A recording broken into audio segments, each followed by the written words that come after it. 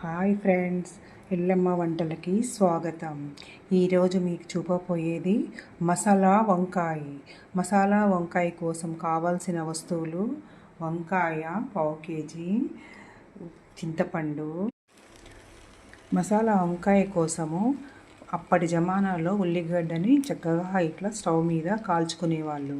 అప్పట్లో gas stove ఉండలేదు కనుక బొగ్గుల మీద కాలిస్తే ఈ మసాలా వంకాయకి ఎంతో టేస్టీ వస్తుంది. పల్లీలు వేడెక్కాక దీనిలో నువ్వులు, జీలకర్ర, మెంతులు, ధనియాలు, ఎండు కొబ్బరి వేసి ఇలా ఎర్ర రంగు వచ్చే వరకు వేయించుకోవాలి.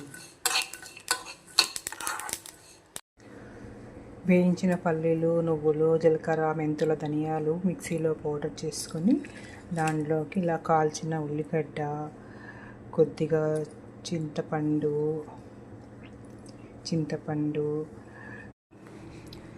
వంకాయలు ఉప్పు నీటిలో వేసుకొని ఇలా 4 ముక్కల్లాగా కట్ చేసుకొని పెట్టుకోవాలి.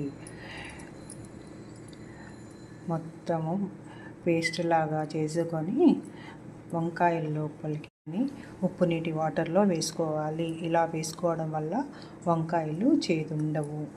అవి ఇలా 4 ముక్కలుగా చేసుకొని వాటిలో మనము మిక్సీ చేసుకున్న పేస్ట్ని పెట్టుకోవాలి. ఇలా వంకాయలలో మసాలా అంతా నింపుకొని ఈ మసాలా ముద్దని పైనుంచి వేసి ఫ్రై చేసుకోవాలి. స్టవ్ మీద కుక్కర్ పెట్టుకొని దానిలో ఆయిల్ పోసుకోవాలి. ఆయిల్లో జీలకర్ర, కొద్దిగా మెంతులు వేసి వేగనివ్వాలి.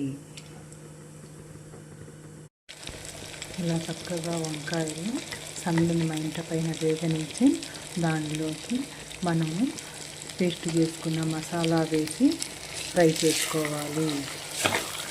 ఇలా ఫ్రై చేసుకోవాలి. వంకాయలు ఇలా చక్కగా ఆయిల్లో వేగనిచ్చాలి మసాలాతో పాటు. ఇవి వేగాక మనము సరిపడా వాటర్, మసాలా రుబ్బిన జార్లోనే వాటర్ వేసి ఫ్రెండ్స్, మసాలా వంకాయ రెడీ. చూడండి వంకాయ చక్కగా ఎంత బాగా ఉడికిందో చూడండి.